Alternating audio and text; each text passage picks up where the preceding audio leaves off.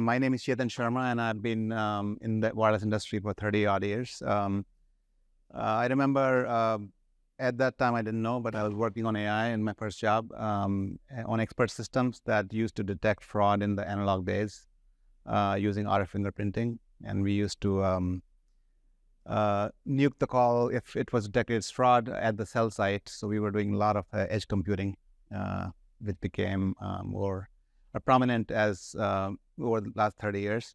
And so AI as a notion has been integral to the wireless industry for a really long time. Obviously, the compute power and the capabilities have accelerated over the last 5 years. And so we are looking at AI in new light. But my colleagues will join to talk about how they are seeing the world. But before we get into that, I wanted to set the stage kind of for the rest of the day around the context, like why are we even talking about it? So maybe this panel will discuss a little bit more about the wireless industry in general, and where does AI and telecom fit in, and why it's important and things like that. Before we get started, Peter and Raj, if you could just introduce yourself and give your role in the organization so people have context. Yep. Raj Sabor. I'm in the CTO organization at AT&T, and I support a lot of the analytics, automation, and API front. And I look at AI as a lot of the underpinnings. We have a history of doing a lot of work with statistical approaches and information theory and optimization and machine learning, and it's just evolving constantly. And I support across a whole set of network technologies and really working the path from the labs into the operational domain. Okay, thanks. So my name is Peter Linder, heading up thought leadership for Ericsson in North America. It's very much a horizontal function that cuts across the organization, where we're tasked to do three things: trying to understand what's going on, trying to articulate it in the way that not only telecom people can understand, but also the verticals that we're working towards, and then conveying the messages in settings like this. I joined Ericsson in 1991. Spent my first 13 years with fixed broadbands in different shape and form between 93 to 2006. And then I was lured over to the mobile side of the house and say, hey, we're going to do broadband in the air now. So why don't you join that team? So I was leading our 4G solution efforts when that was introduced, and moved over to the States in 2011. We started to implement that in the network. Most recently, I was heading up 5G marketing for Ericsson in North America since from the introduction of 5G until 2 years ago. And now looking at what do we do next? Are we done? Or is it lifting coast to 6G? Or do we have an exciting journey ahead of us? So, that brings up a great segue into the fundamental question about the industry in general. We are clearly halfway through the 5G cycle. And if you did not know anything about the industry and just read the press, you will come with the notion that 5G has been a failure. The degrees of how much varies depending on the news article you might read or which continent you might be on. But there is a clear undertone on that 5G has been a failure. So before we even talk about 5G advance, all the advances in AI, the road to 6G and so forth, we have to address that critique. And so, Peter, maybe given your perch on the thought leadership side, how do you see, what's the scorecard? How do you see 5G, and why do we think people think that it has been a failure? I think it's a little bit that I spent a lot of time on this particular question, and I think it's a little bit when we introduced 5G, we talked about it as being a lot of things. We more or less sold all the capabilities that's going to be introduced over 10 years as if they were going to happen in 2018, 2019. So if we separate things, what has been successful and where do we have job to do, I think we have been extremely successful on two things: introducing it for mobile broadband and getting the 5G adoption really high for mobile broadband, It went faster and higher than any previous technology. So I think we should be really proud of that. Also on the fixed wireless access side, I started with fixed wireless back in 96 with deck technology. And it was really boring when the leaves were growing on the trees, because then the performance was declining and declining and declining. It didn't come back until in the fall. I think we've done a great job there. And the fact that we now are looking, there's not that much big difference in what we see, the average traffic in a fiber-based access network and a fixed wireless network. So for the first time in history, at least that I've seen, the wireless is comparable to wires, and from an access perspective. So those two things have been highly successful.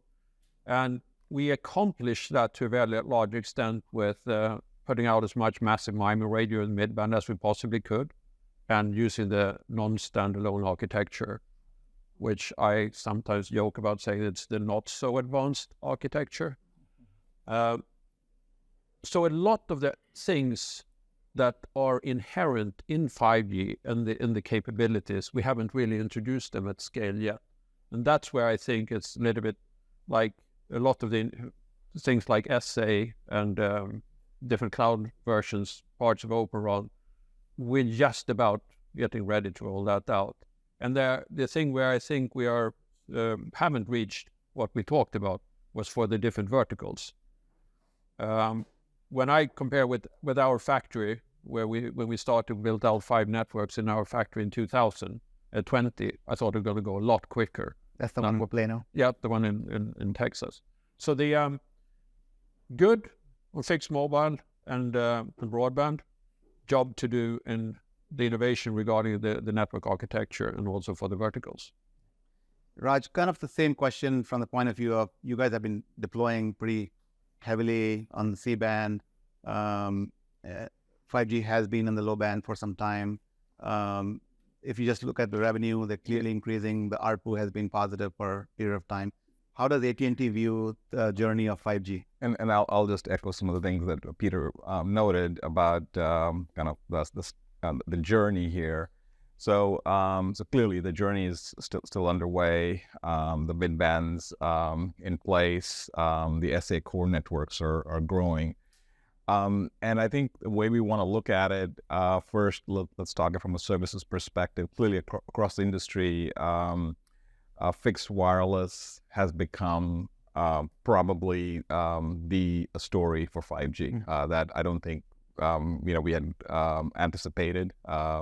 We were thinking about a lot of new services that were going to be more exotic. Think of all your metaverse, XR.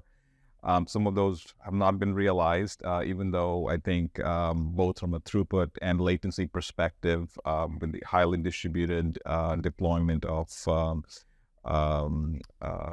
core pods closer to the edge of the network, enable that.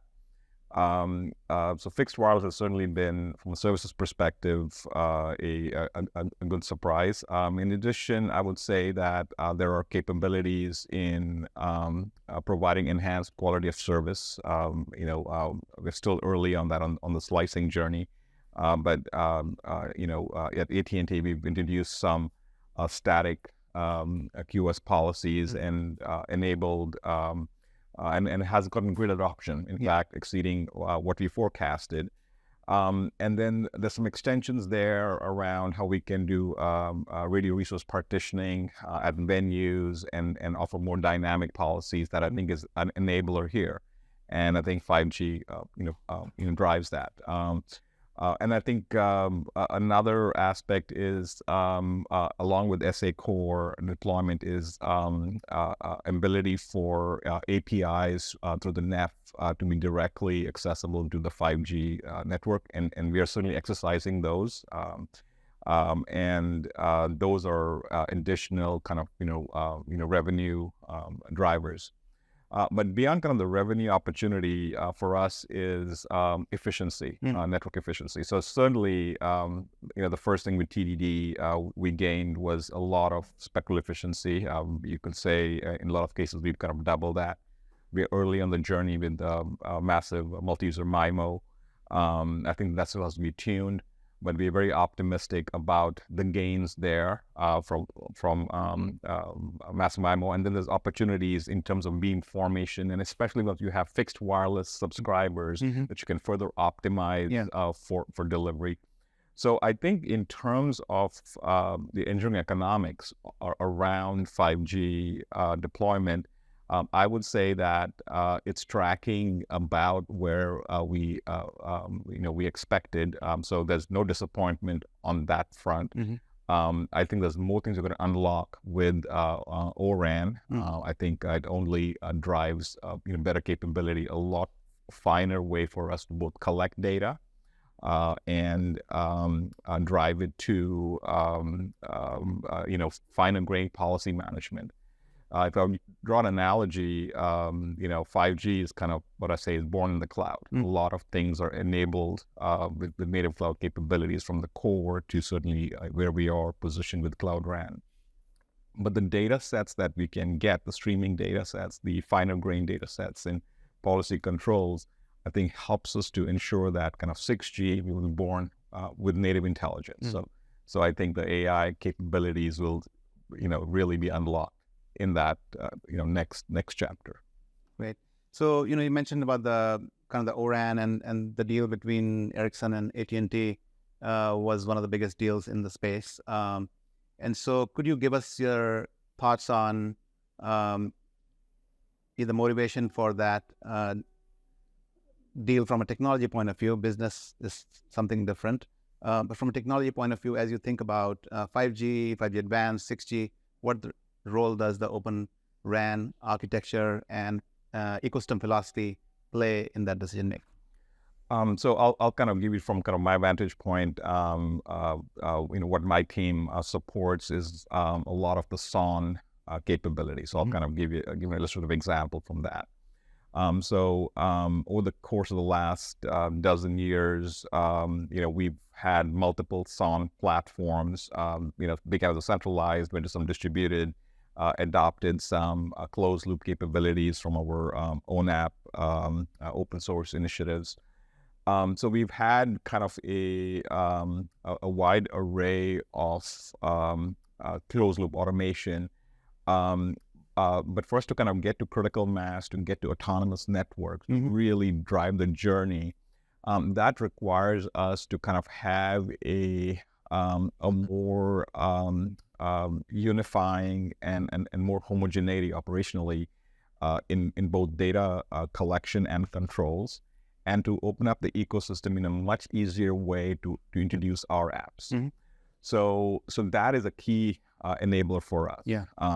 Because it unlocks a lot of capabilities that we can truly drive more democratic approaches to our operations teams to go bring in the R app that is required for that local market and capability. So this is really where we are excited with that potential.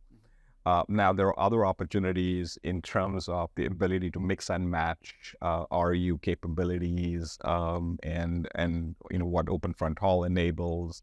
Some other things with Cloud RAN and the engineering economics of that as well.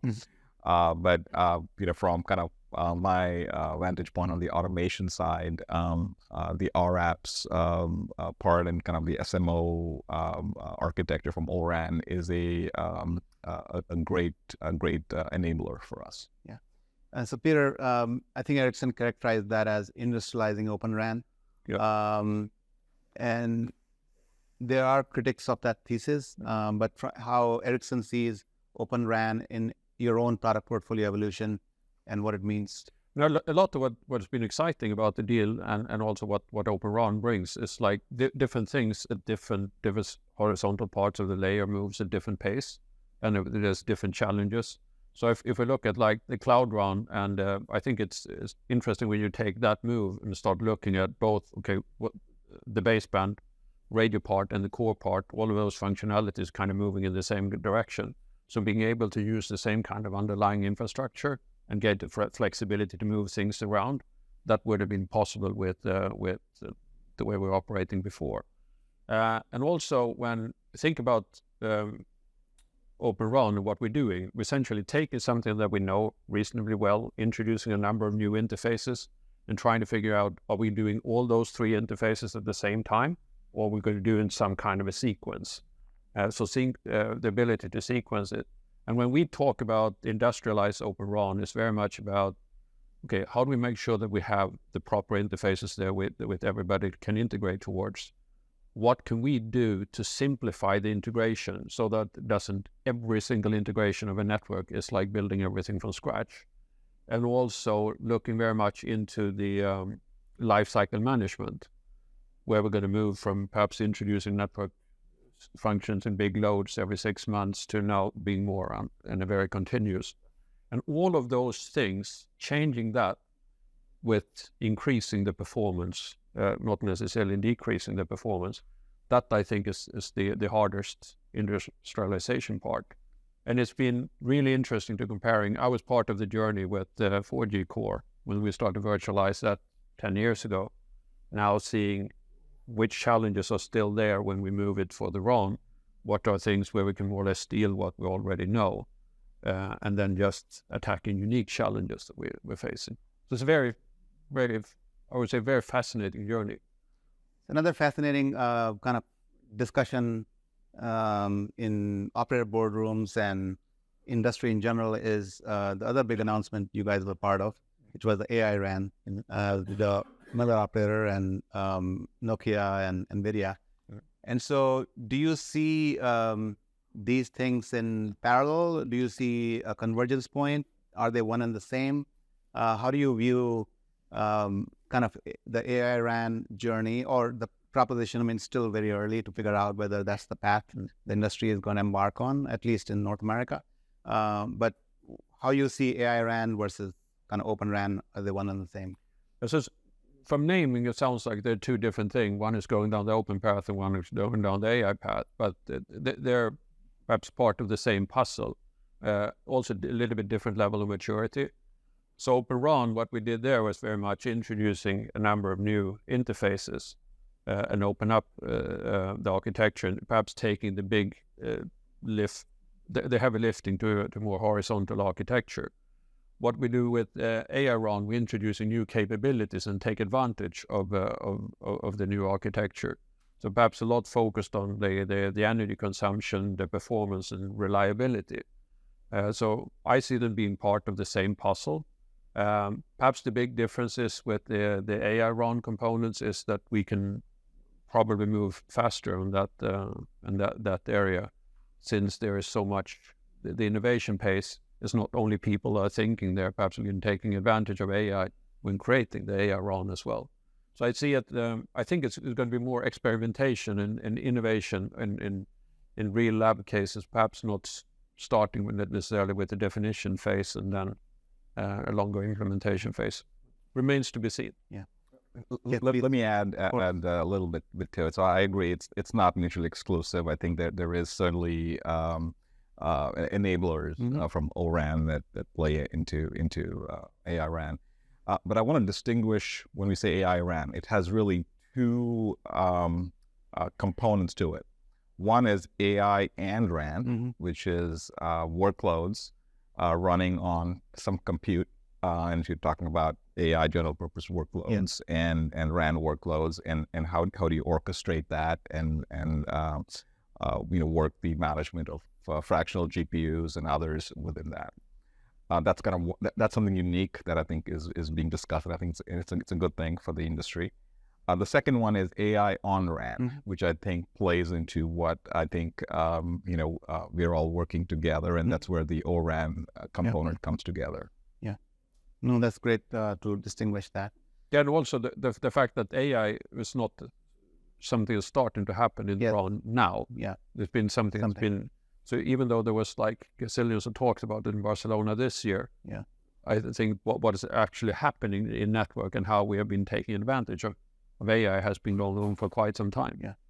So, I mean, clearly AI has been going some time, but when kind of Gen AI moment came, was there a realization or thinking within your own organization as to how you want to organize internally to really take advantage of Gen AI and whatever else is accelerating in the AI space, or it was like, oh, we are already doing this, let's take these new tools and just figure out where to apply. Like there was a fundamental shift within, I mean, especially Raj, you have been dealing with data analytics for a really long time. And so how did AT&T react to the Gen AI moment? No, that's a great question. So there was some foundation at the data level and the machine learning approaches, but what Gen AI brought with LLMs in particular was certainly a step function. Mm-hmm. And while I was looking at it, and we are looking at it from what we would call kind of the network use cases. Broader across AT&T, there's a lot of enterprise use cases.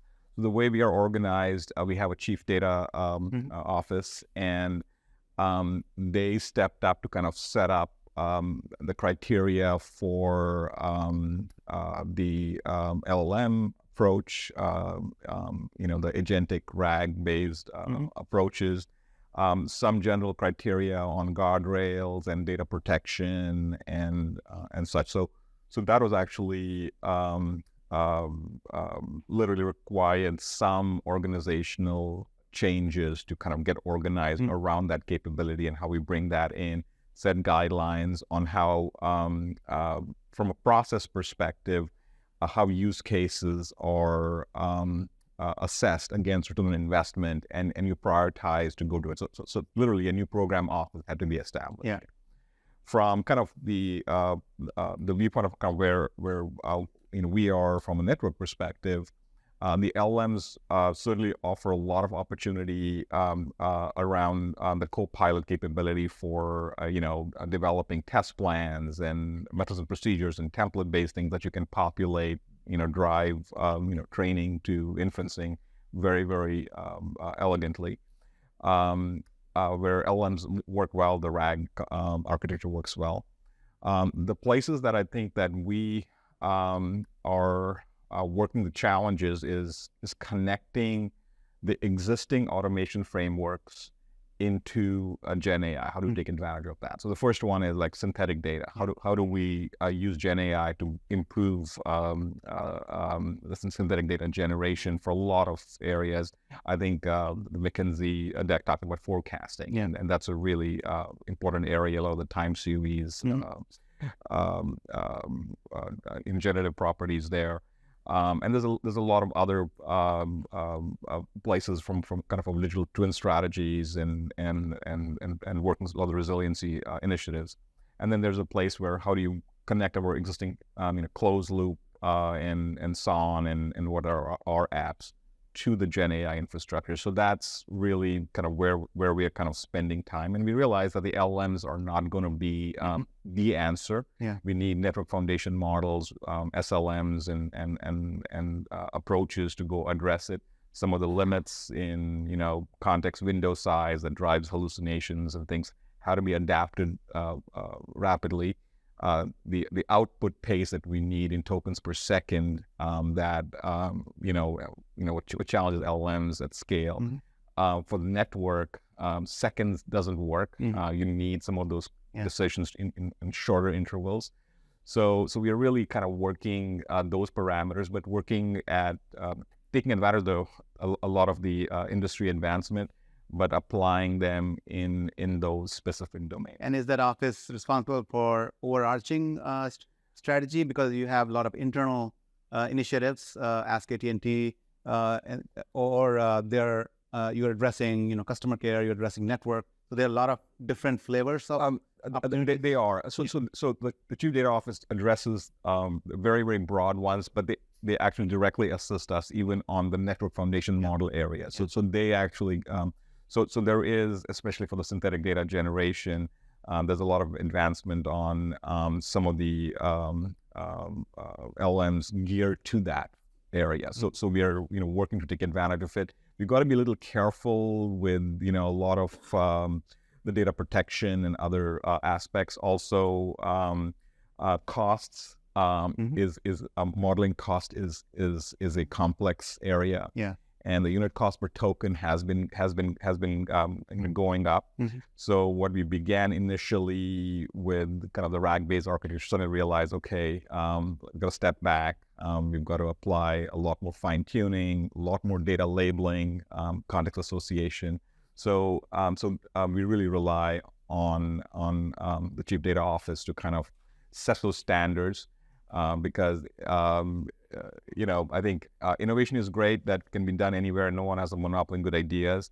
But if you don't manage it in a very structured way, in a large company like AT&T and other operators, you can really have very, very bespoke approaches and drive. So did you start hiring new talent for this, or you kind of retraining, or all of the above? All of the above. One of the challenges is I would just say partnerships. Like with LLMs, a lot of operators have different approaches, and going directly to the LLM providers, building their own language model, consortium-based, relying on vendors. So what approaches? For the very small language models, we're using transform-based approach. We're kind of taking, things like BERT and taking our own data and training through it for those very, very focused ones. And these are, 11 million parameter models applied for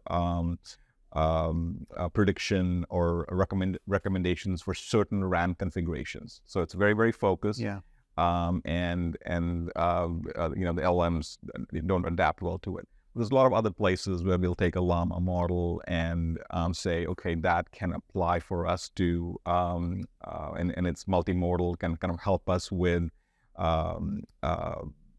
generating the particular test cases and test plans there. Yeah. But we found a lot of patterns. Like you said, you talk about the Ask AT&T. That's our flagship one. We have an Ask Operations. We have an Ask API. Yeah. We've kind of been able to replicate those patterns. Got it.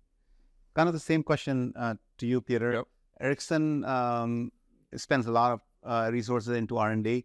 So did R&D change fundamentally as when Gen AI came?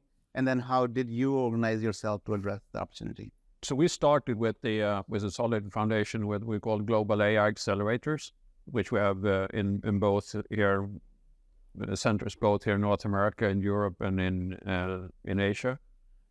So from that was the core and the edge competence in the company. What happened when I think Gen AI came into the picture? All of a sudden, like everybody understood that we have global AI accelerators. There was a lot of interesting things taking place there, but I don't think that every employee necessarily thought it was their responsibility to understand what it really meant. But when the Gen AI, I think it hit everybody, and there's, this is something new that I need to take on more or less as a personal responsibility, whatever you were working with. So I know the design team, they're looking and say, what can we do? How can we use this technology to make it more efficient the way we code, and using it as a tool for one of their purposes.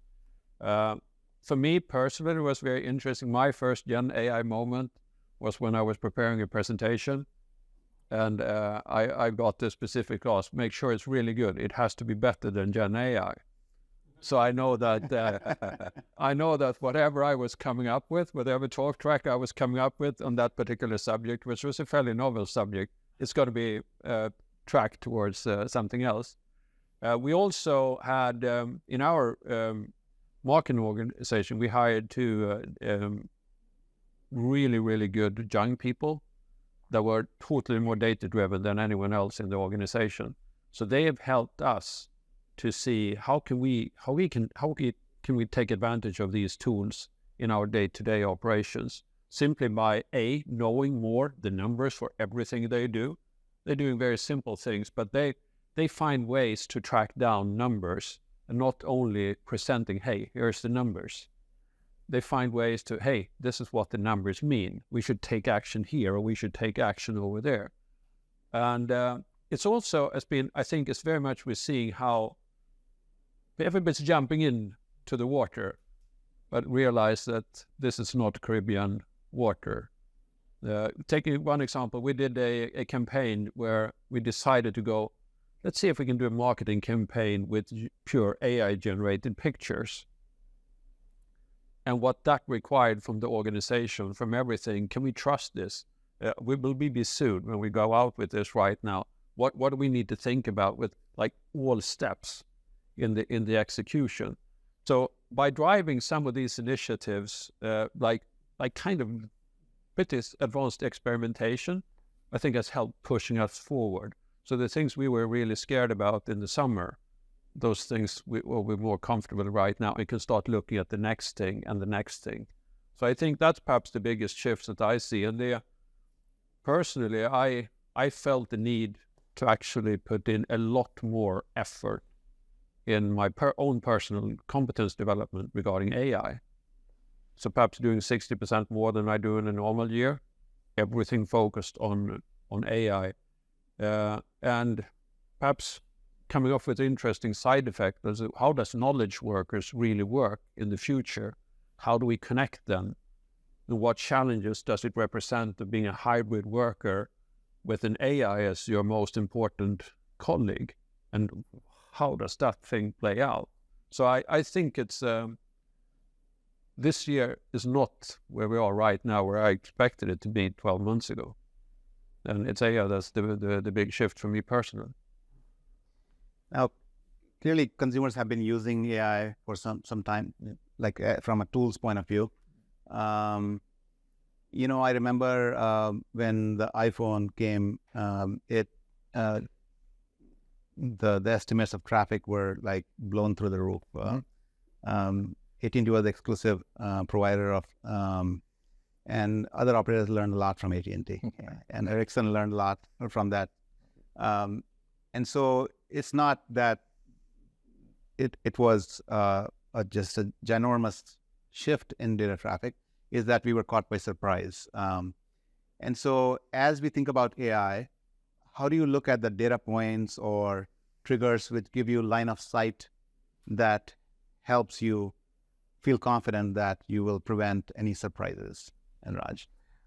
So I think, we rely certainly a lot on empirical data, and then we kind of bootstrap forecasts on expected applications and application characteristics. So, I think, post iPhone and kind of looking at, each phase and, with social media and user-generated video, we kind of saw a big spike in LTE. And kind of coming into 5G, there was an expectation that XR, AR, VR, metaverse traffic would be a big driver. And we did a lot of modeling around that as to what the expectation is for throughput latencies around it. We kind of try to set a kind of a view, and we do this constantly as part of forecasting work to kind of set a North Star to saying, okay, here's where we expect. And we rely some on that empirical data and, what that, trend is, along with some industry data points. That didn't quite materialize. Although we did see, just as a function of camera density and pixels, we see certain characteristics showing up, which actually were, not XR traffic, was kind of giving us a good indicator of what a 5G device users usage was going up. Looking at AI is kind of a little different for us, as we look at kind of what is occurring, and this is I think whether inferencing on the device, training in the cloud, what is that going to drive? We certainly think personalization will be a big factor. So we expect there to be a incremental increase in traffic, and that'll probably continue to grow. So there are give an example. So personalization, as in ability of a user doing user-generated video, now not just taking a photo or a video capture, but adding synthetic data on top of it. So merging it with a lot of content, and just with verbal commands, very quickly drive a very, very sophisticated product on the device. Now, that will require a combination of interaction with the cloud, but then the big pressure is going to be on uplink traffic. So that's kind of an example of what the end realization could manifest into that. So and a lot of this would have to be done with low latency traffic because of what those interactions are. So we would imagine, hey, what are those QoS settings? Are there slice potential there? So I think so I think in the consumer domain, that's kind of a possibility. If you kind of go take AI into the domain of autonomous cars and again, a lot of that had been forecasted 10 years ago, but now we are seeing the realization. We definitely see a similar kind of opportunity, whether it's V2X traffic, and traffic. Again, how does that play from a transport slice perspective? How does that require over-the-air updates? What are the policies we would need on that? So there will be various flavors of AI depending on kind of a machine-to-machine modality or a consumer one. I think there's a lot of different models there. The empirical data is just showing up. And I think we would have to kind of adapt rapidly to meet that need. So you think, clearly there's a shift in downlink, uplink under the same spectrum, or you think the need for spectrum will jump at that point? So that's a really, really good question. And certainly in the US, there are some spectral challenges. There's no auctions as far as the eye can see. We're waiting for some policy changes.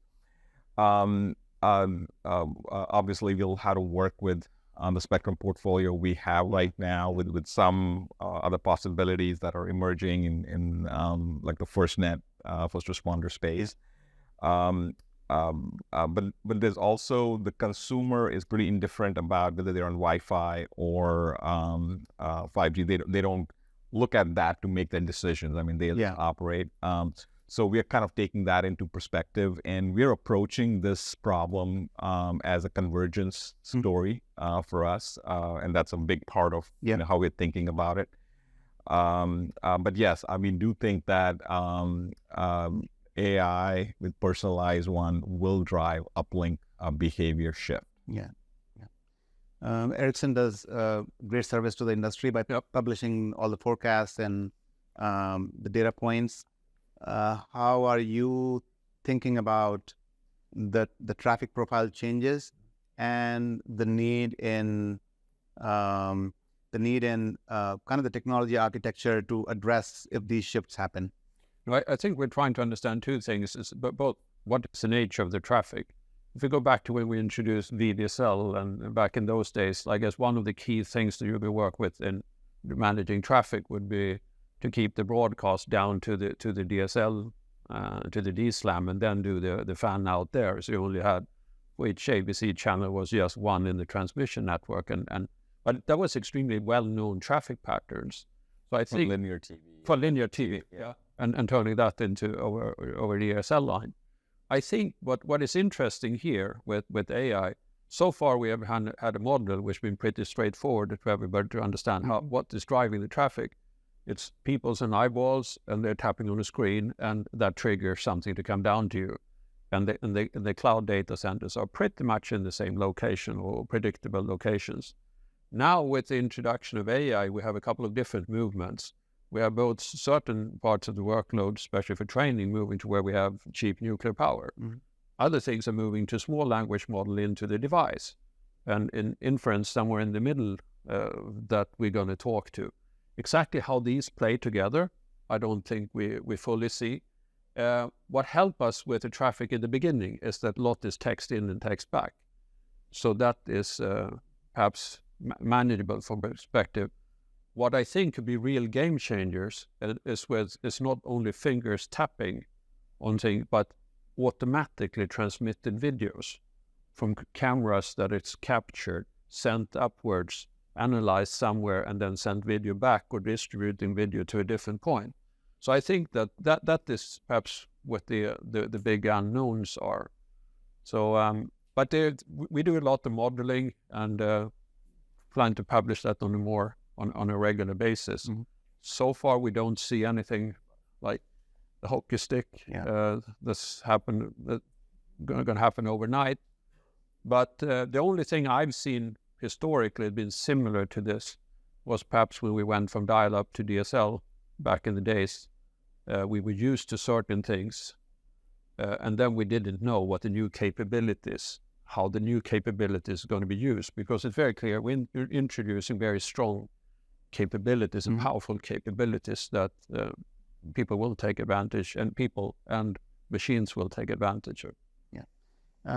Another initiative that you guys are involved in is the API initiative. Yep.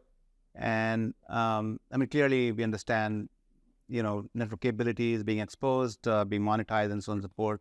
In the AI realm, how are you thinking about exposing intelligence of network, of things that might be happening in industry that network understands and knows, that can be consumed by another application or agent? How are you thinking about APIs in an AI and what that means? So a lot of the thinking and what's been driving our strong interest in exposing more of the network capabilities is that we believe that there is so much inherent in the network. So if we just expose more of what the network already know, that you can create more powerful applications. If you're an application developers today, you perhaps take a hard line. Everything below the line is under the top. Everything above is over the top. And you primarily focus on how much compute do I need and how much memory do I need. Everything else of the mobile experiences is in the app. But going forward, we believe that a lot more of the applications will take advantage of two things. If I'm an app developer today, how can I make my app more exciting by leveraging AI capabilities? And how can I make it more exciting by leveraging the network further? So I think those two things are new capabilities that will drive the market forward. Exactly which type of capabilities is it in the network that is most interesting? How far will certain things like authentication and security help us? Perhaps that's something for all applications. Other things, quality on demand, for example, is perhaps more video. I joked with Ray here before I started. I normally go into stores with my 5 cameras every now and then. And I'll say, hey, I'm a semi-professional video creator here. Do you have any good slices for me that I can consider using with these devices? That might be a crazy person in 2024. But if we look 2-3 years out, I see more and more going in that video dimension, slices optimized for different types of video, where we can tap into the capabilities in a different way, so that the news broadcaster, like the guys in the back here, coming out doing something, they want a really, really good slice for an hour, versus me doing a vlogging session from the balcony here. Perhaps I'm fine with 3 minutes in HD, where they need 60 minutes in 4K. Things like that, I think there's a lot of untapped potential. And I think it's very much about the uplink. So I think as an industry, I think we should be really thinking hard about how we take advantage of those uplink capabilities, both for video and AI. I think it might be worth bringing up the example of the slicing that you guys did at MWC, because I think just like Amazon changed the commerce game with one touch click, it's really the consumability of a complex technology and abstraction from the consumer that really made it work. Yep. It felt like if the camera person doesn't have to care about what's driving that capability in terms of which slice to pick, and there is also a cost optimization, like you don't need 5 slices for 5 cameras, but switched to the live one. I think that felt like it's a game changer in terms of consumability of a slice that industry was having a hard time grasping. Like the engineers talk about, slicing and all that. We get very excited, but outside world, like, what are you guys talking about? Exactly. That's a good point, because I think when we looked at the opportunity space in the API one, there's a tactical opportunity, and those are much simpler use cases that I think both from a business to business to consumer or direct to consumer fit where the network can help. And those are things in anti-fraud areas, prevent SIM swaps, and to improving kind of the number verification, device information that app developers can consume right away. The next step function is trying to abstract capabilities around I would say the more deeper primitives into the network. We are driving a lot of things in the security space, especially for IoT. We've actually exposed APIs, and it's part of our network API accelerator program to third-party developers for threat analytics and anomaly detection. We are finding that the explosion in IoT and connected car, especially EVs consumption, and is opening up a lot of potential for applications and to take advantage of this data. I'll just make a comment. In the .com era, there was a company in the Valley here that said the network is the computer. I'm going to say that the opportunity with API's exposure is the network is the intelligence. Because I think instead of doing endpoint-based assessment, there's a lot of things you could do at the various intermediaries on the network. But it to me it was an eye opener. I was in Barcelona where we presented one thing. So the cameras here in the back. The standard way of doing a broadcast today is you put a device on those cameras, looks like a 6-inch screen, and you put in 3 or 4 SIM cards in them. And then you film, and the streams goes across 3 or 4 different networks, arriving at different times at the other end. And then you remultiplex things back again. So what was demonstrated was that what if we had a slice to a camera? So they can get either 10 meg if it's HD or 35 meg if it's 4K up to the network. That is interesting in itself, when you can connect a camera in a predictable way, and you can do a live, because all of a sudden you move from recorded stuff to live. The really interesting piece that the network API introduced was connect all the camera with low resolution video, and then from the production center requesting camera 2 live, switching to camera 4 live. And when you could move that 35 megabit guaranteed uplink between cameras,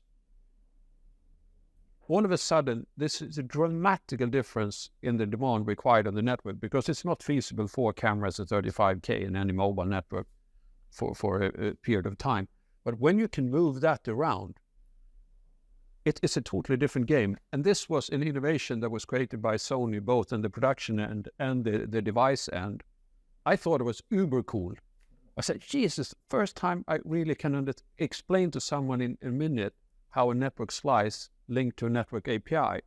And even cooler, the device that we use, you can go and buy in B&H today.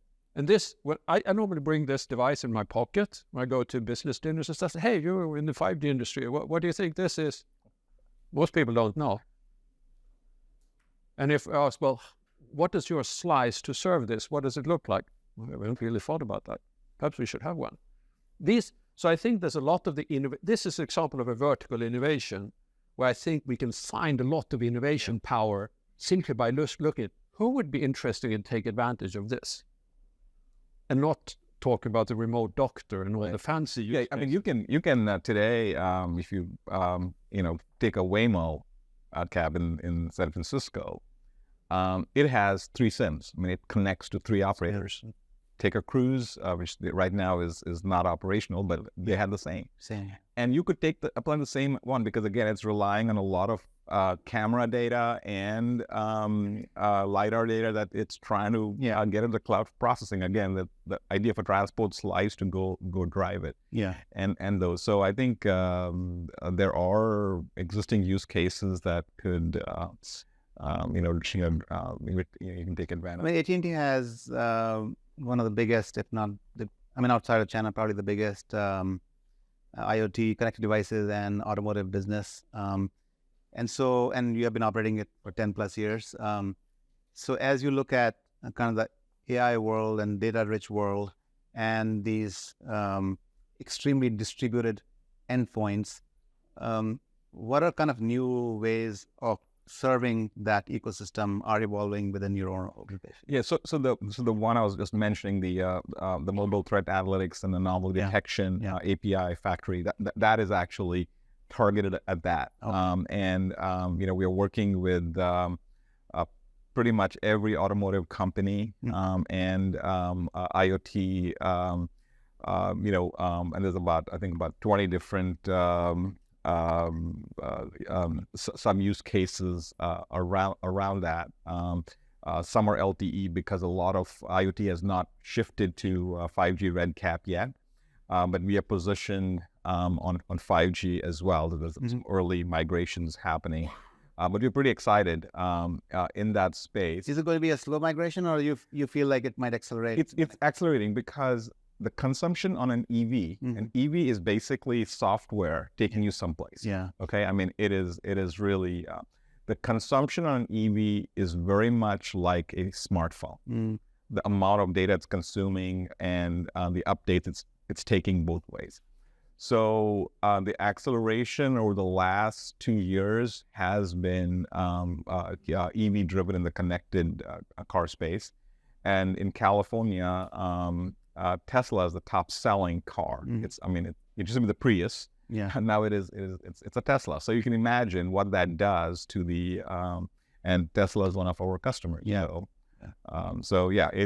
It's definitely accelerating, driven by I think the amount of data consumption and a lot of use cases that build on. So Peter, clearly there's things are happening in multiple dimensions that you have to keep track of, both what's real and what's not, but also the progress in each of these dimensions. So, going forward, how do you look 2025 from an AI lens? Like, what should we be watching for? What things that are maybe under the radar that might surface by the time this year, next year, this time at maybe this event? What should we be looking for? I think a lot about, like, when we look at what we've done with the wave of 4G and the first wave of 5G, we've been doing very much a similar thing in the network. We've been doing things that we're comfortable with and made them better and better and better. If we look at the next 5 years, I think we're going to be very busy with a number of different things. We're going to convert the networks to SA. We're going to we're doing some changes on the cloud architectures. We're going to introduce 5G Advanced. We're going to introduce AI. We're going to introduce Network API. And I think doing all these things over the next 5 years and kind of sequencing them in a good way is a big challenge for us in terms of how we evolve the network. At the same time, we're going to try to get all of that will only happen if we're really successful in developing the opportunities for the different verticals that's going to drive the new revenue streams.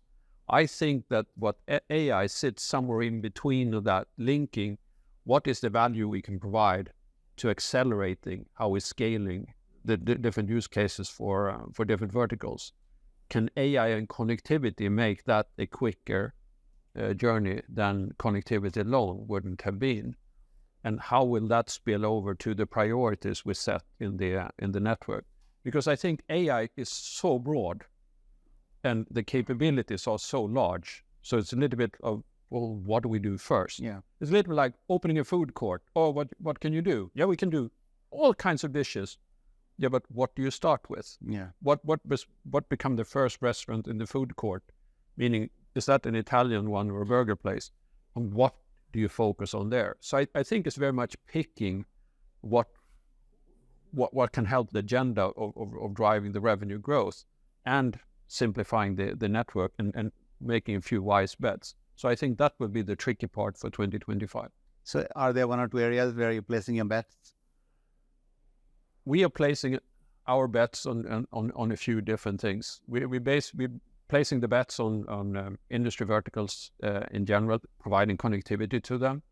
We're placing a bet on we think that we can transform how knowledge work is taking place by connecting laptops in a different ways and laptops with AI capabilities.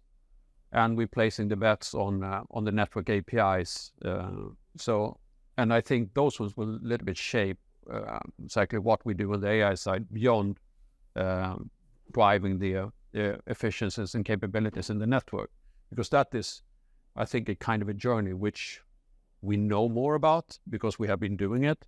I think that the more unknown is the things that we haven't done yet. Raj, as a data guy for a really long time, you must be feeling like kid in the candy store. Like there's so many projects that you go chase after. So how do you go about prioritizing what's important 6 months, 12 months, 5 years? So first, I have a stomach ache from all the candy. So just broadly, I think our near-term expectations may be overstated because I look at some of the challenges we have. So I want to try to set the expectations in a balanced way. I think the long term is understated. So in the near term, a lot of the challenges are in kind of getting the cost curve of AI to fit within the ROI expected. With the investment required, the cost for training, the cost for a lot of my partners are in the room here who are working with us on working these cost challenges. Do you see that as one of the biggest challenges, the cost structure? So technology is moving really, really fast, right? So as soon as we hit a hurdle here, we are trying to kind of pivot, but the expectation is that we want to kind of change in weeks or months, but it's hard. So it's that trying to kind of get the velocity and the friction points to be addressed at the right pace. And then to kind of get those use cases from the trial model to production and scaling it, right? So that I think is the near term, I would say next 18 months, a realistic goal for us to kind of get that model completely worked out. Longer term, it is to kind of drive our network data sets, the ontologies, really make it democratic, because all operators, all environments tend to be very centralized in kind of driving some of these use cases out. And the reality is no one has a monopoly in good ideas. The actually ideas are going to be with the localized teams that are the experts in those areas. So getting these tools out to those groups at our local operational teams and subject matter experts at the edge is important, and do it in a form factor that they can apply it quickly. So I think it's really working that technology, working those costs, working that optimization now, but then making it available to drive those efficiencies, whether it's a new API and a new product or service that, the product journey can begin with APIs and take it to the market, or an operational team needing something for operational efficiency, taking advantage of the capabilities. I think that's the only way you're going to unlock it and get the benefits. Now, you're on to a very important thing as well. We talk a lot about how we're going to use it as if all the data is in place. I think a big challenge that I see is like, how do we secure that we have the data and have the right data that we can pull some interesting insights from.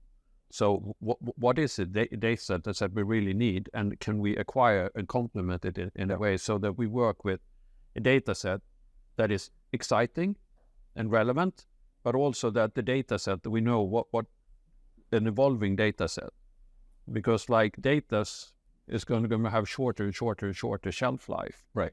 And the insight we're going to pull, like if we pull insight on yesterday's data, it's exciting. But if we pull insight of 3 years or 3 months or 6 month old data, and there are some use cases we are training every day. That's the reason. I mean, we've had to make choice points about training on-prem versus in the cloud. Because the network is changing and the older ones is not doesn't give us the accuracy and relevance for inferencing the next day. So when you talk about cost, it includes kind of overall system cost. All costs, all training, storage, compute, and all of that. Yeah, storage, compute, and to kind of boil it down, we're taking it down at a unit cost per token. Yeah. So. So any kind of final words for a lot of bright people in the audience? Obviously, call to action, like what should, what would you want them to be working on or come up with solutions on that you feel like are not being addressed very well today to both of you? Well, Peter. That was an easy question. No, I think the most important one is that I think we have a big challenges in the industry. It's like, how do we make sure that we take the full advantage of the network, both in terms of how we innovate in terms of making the network more capable, but also how we innovate for the different verticals that we're serving. And I think that if we would put one word, what we should do over the next 5 years, it's innovation, and it's vertical innovation, and it's innovation in the different layers. Because I'm fully convinced that the capabilities and the interest and the difference we can make is there. But I think there's too much a belief that, well, perhaps 5G was a failure, 6G, we can take a lift and coast to 6G and push all the problem forward to us. A little bit like some did in college. It was hard in the first year, so why don't we drink beer and then we plan for a comeback year 2? It didn't work then, and it's not going to work over the next 5 years. And I think it's a little bit more heads down execution, do all the things that we've been talking about for quite a while, and making sure that we bring the values, and not only talk as much about monetization, because the inherent in monetization is that it's money coming without a sale. I think a lot of the values that we're talking about to unlocking, we have to create the values and tell what them and sell them, not only assuming that we can cut 10% of something that's already flowing, because we're not there yet. That's perhaps, I think I stop there. Yeah. I'll just say, when I'm in forums like this, what I worry about is the echo chamber, right? I mean, we all say the same thing that we're all saying, and we all are believers. It's a faith-based system, hey, this is going to solve everything. So my kind of, what I would say is we probably got to challenge a lot of assumptions that we are making, because we're still very early here, right? I mean, we're all long-term believers, but to say in short term, because we all may have propensity to want to sell something. I think we may have an API that we think is the greatest thing, and we want to monetize it, and there may be a particular hardware design pattern, and there may be. The question is, how is it changing? Is it all fit together? Is it, does it have a longer shelf life? I think there's a lot of questions we need to kind of challenge within that to say, is the efficacy, going to prove it at scale? Because a lot of the ideas we have just because of time, have not scaled in for all possibilities yet. I mean, I think the number of people kicking the tires and working it is still within, a smaller early adopter part of the companies and enterprises and consumers. So I like I'll just like the McKinsey slide about, how it's trying to move the people and the AI into the right relevance. So I think that is the piece. So I think that the more we can challenge the current things in this early stage, infancy, will really shape the teenage years and adulthood of AI. Great. Well, I think on that note, we are out of time. And so thank you very much for a great conversation. Thank you. We'll move on to the next session.